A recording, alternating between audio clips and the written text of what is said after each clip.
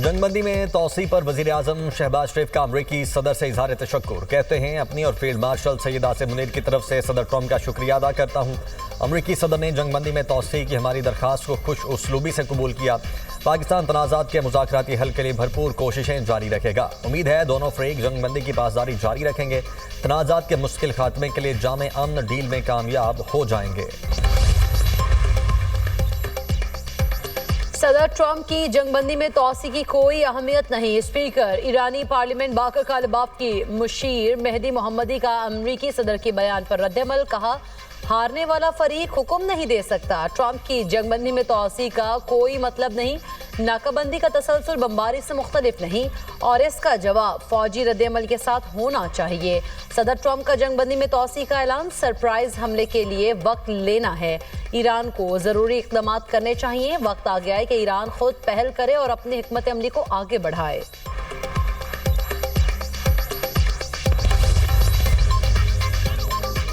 अक़वाम मुत्तहिदा का अमरीकी सदर ट्रंप की जानिब से जंगबंदी में तोसी के ऐलान का खैर मकदम। फ्रीकैन से जंगबंदी का एहतराम करने और इश्तियाल अंगेजी से गुरेज की अपील। सेक्रेटरी जनरल अक़वाम मुत्तहिदा का पायदार हल के लिए बामानी मुज़ाकरात की ज़रूरत पर जोर। एंटोनियो गुतेरेस के तर्जुमान स्टीफन दुजार्ट का कहना है कि जंगबंदी में तोसी कशीदगी में कमी की जानिब एक अहम कदम है। अमरीका और ईरान मुज़ाकरात में मुस्बत और तामीरी किरदार अदा करें। पाकिस्तान की सालिसे की कोशिशों की मुकम्मल हिमायत करते हैं। किसी भी किस्म का अगर मिस एडवेंचर भारत करेगा तो भरपूर, फौरी और मुंह तोड़ जवाब उसको दिया जाएगा। भारतीय हुकूमत की आज तक नाकामी नजर आती है कि वो इस पर बयानियां भी नहीं बना सके और आज तक भारत ये साबित ही नहीं कर पाया कि ये फॉल्स फ्लैग ऑपरेशन नहीं था। ना वहां पर कोई सिक्योरिटी थी और 10 मिनट के अंदर उसकी FIR रजिस्टर हो गई। दुनिया सवाल पूछ रही है और भारत के पास देने को कोई जवाब नहीं।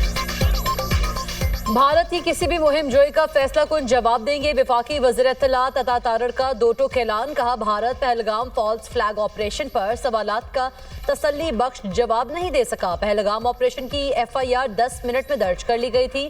FIR का जल्द इंदराज मतन के पहले से तैयार होने की निशानदही करता है। आलमी मीडिया, भारतीय सिविल सोसाइटी और सियासतदानों ने भी पहलगाम वाक़े पर संजीदा सवालात उठाए। वज़ीर आज़म पाकिस्तान ने आज़ादाना और गैर जानिबदाराना तहकीकात की पेशकश की। भारत की जानिब से झूठा प्रोपेगेंडा किया गया, कोई सबूत नहीं था। भारतीय मीडिया का मकरूज चेहरा पूरी दुनिया में बेनकाब हो गया। जाफर एक्सप्रेस, खुज़दार समेत दहशतगर्दी के दीगर वाक़यात में भारतीय किरदार के नाकाबिले तरदीद शवाहिद हैं। भारत आलमी सतह पर तन्हाई का शिकार है। पाकिस्तान दुनिया में अमन मिशन को लेकर चल रहा है। आलमी बरादरी पाकिस्तान को इज्जत और कदर की निगाह से देखती है। मार्का हक में पाकिस्तान की फतह पूरी दुनिया ने देखी।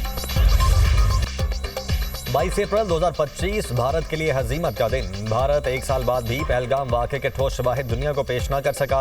भारत ने 22 अप्रैल 2025 को पहलगाम में फॉल्स फ्लैग ऑपरेशन करके अपने ही 26 सय्याह हलाक किए। भारत ने बिला तहकीक और मनसूबाबंदी के तहत पाकिस्तान पर झूठे इल्ज़ाम आयद किए। वाक़े के 10 मिनट में पाकिस्तान को मुजरिम करार देकर FIR भी दर्ज कर ली।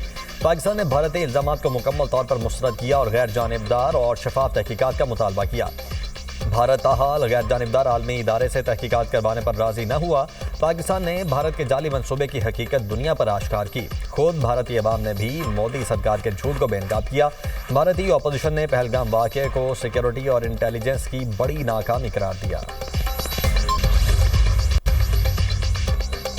इशारे मिले हैं, अमेरिका नाकाबंदी खत्म करने के लिए तैयार है। अक़वाम मुत्तहिदा में ईरान के सफ़ीर अमीर सईद इरवानी का दावा। कहा, नाकाबंदी खत्म होते ही मुज़ाकरात का अगला दौर इस्लामाबाद में होगा। ईरान की शर्त है बातचीत के दोबारा आगाज से पहले अमेरिका आबमे हुर्मुज़ की नाकाबंदी खत्म करे। अगर अमेरिका सियासी हल चाहता है तो ईरान उसके लिए तैयार है। अगर वो जंग चाहता है तो हम भी जंग के लिए तैयार हैं।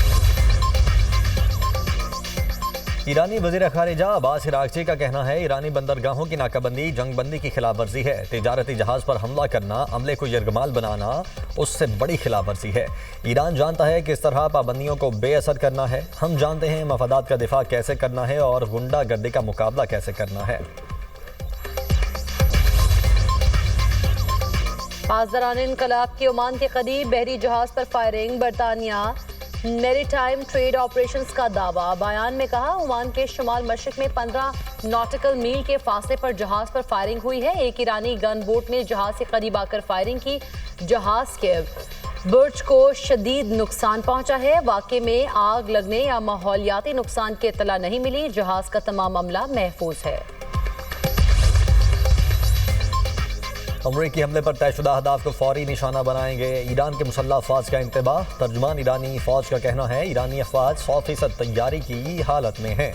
ईरान के खिलाफ किसी भी किस्म की जारहियत की गई तो ईरानी फोर्सेज फौरी और भरपूर अंदाज में अहदाफ को निशाना बनाएंगी। IRGC के aerospace commander major general Majid Mousavi कहते हैं, ईरान पर हमले के लिए हमसाया ममालिक की सरजमीन इस्तेमाल हुई तो मशरिक़ वस्ता में तेल की पैदावार को संगीन नताइज का सामना करना पड़ सकता है। दुश्मन ने ईरान पर हमला किया तो जहां भी ईरानी अवाम कहेंगे वही जगह कार्रवाई का हदफ होगी। अमरीकी धमकियां ईरानियों के हौसले पस्त न कर सकी। ईरानी फौज की तेहरान की गलियों में परेड। ईरानी फौज ने खुरम शहर 4 बैलिस्टिक मिसाइल लेकर सड़कों और गलियों पर परेड की। मकामी मीडिया के मुताबिक ईरानी अवाम ने फौज के हक और अमरीका इसराइल के खिलाफ नारे लगाए। अमरीका ने ईरान को असलहा फराहम करने वाली कंपनीज और अफराद पर नई पाबंदियां लगा दी। पाबंदियों की जद में आने वाले अहदाफ में ईरानी तैयारे भी शामिल। अमरीकी महकमा खजाना के मुताबिक ईरान के हथियारों के नेटवर्क को निशाना बनाया गया। 14 अफराद और कंपनीज को पाबंदियों की फहरिस्त में शामिल कर लिया गया है। ईरान, तुर्की और UAE में मौजूद अनासर को निशाना बनाया गया। उधर ईरान की मुत्तहिदा अरब अमारात में मुतअद्दिद अफराद की गिरफ्तारी की मजम्मत। तर्जुमान ईरानी वजारत खारिजा इस्माइल बकाई कहते हैं, गिरफ्तारियां बेबुनियाद इल्जामात लगाकर की गई हैं। ऐसे इकदाम एतमाद साजी में मुआविन नहीं। UAE के रियासती इस्लामती इदारे ने मुतअद्दिद अफराद गिरफ्तार किए। UAE हुकाम के मुताबिक मुल्जिमान पर दहशतगर्द तंजीम से वाबस्तगी का इल्ज़ाम है। तंजीम के ईरान से मुबैना रवाबित सामने आए।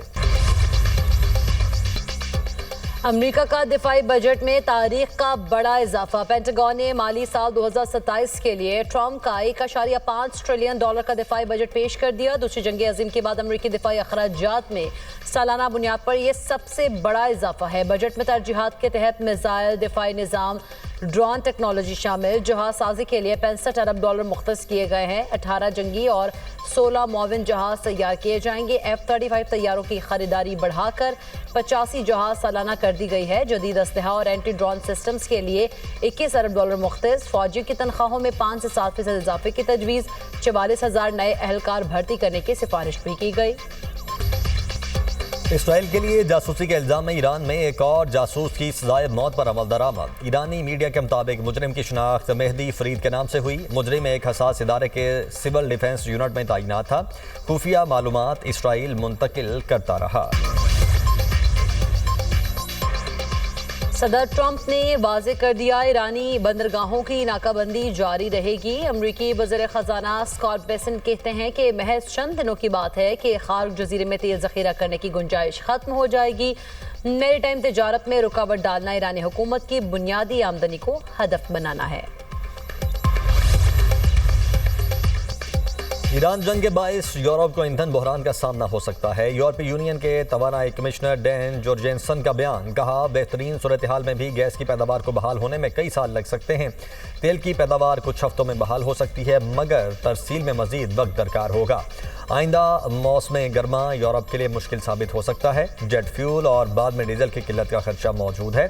अगर जंग तवील हुई तो आलमी मईशत पर गहरे और दूररस असरात मुरतब होंगे। पाकिस्तान स्टॉक एक्सचेंज में मंदी। 100 इंडेक्स में 150 से ज्यादा पॉइंट्स की कमी। 1,72,000 से ज्यादा पर ट्रेड। उधर आलमी मार्केट में तेल की कीमतें बढ़ गई। ब्रेंट खाम तेल $97 फी बैरल फरोख्त होने लगा। WTI की कीमत $88 फी बैरल तक पहुंच गई।